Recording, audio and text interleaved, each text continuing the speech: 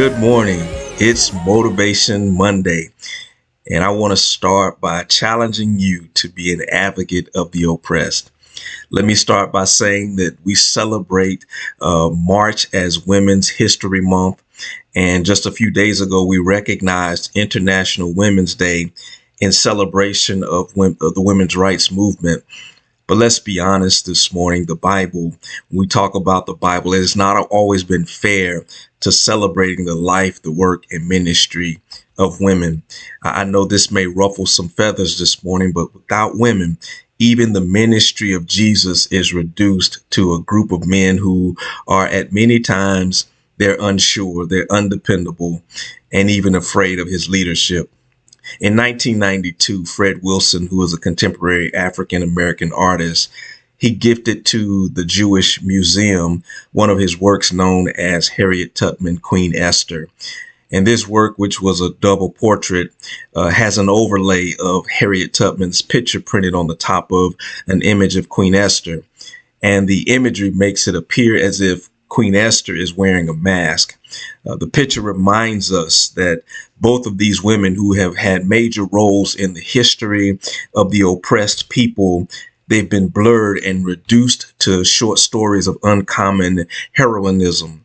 But their stories still speak loudly to the many faceless and the many voiceless women and men whose stories have gone unnoticed and the works have faded without recognition. Queen Esther offers us a lesson.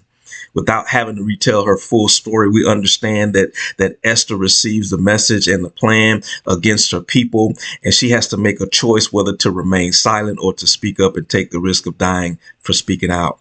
She decides to speak up for those who did not have a voice for themselves. And we learn that she ends up saving the lives of many. Listen, God does not bless you just for you. God does not bless you just so that you can showcase to others what God has done. It doesn't mean that you can't enjoy the blessings of God that is provided to you, but sometimes what God provides to you will put you in an awkward place because you have to use what you have been given in order to be a blessing to someone else. Here's the hope for the message this morning. This is where we can celebrate. Jesus says, if you try to hang on to your life, you will lose it. But he says, if you give up your life for the sake of Christ, you will gain it. You will save it. Why gain all of what the world has to offer to us and you forfeit your soul? We see the plight of many other people. And the reality is you can keep your mouth closed and you cannot be affected by what's going on around you.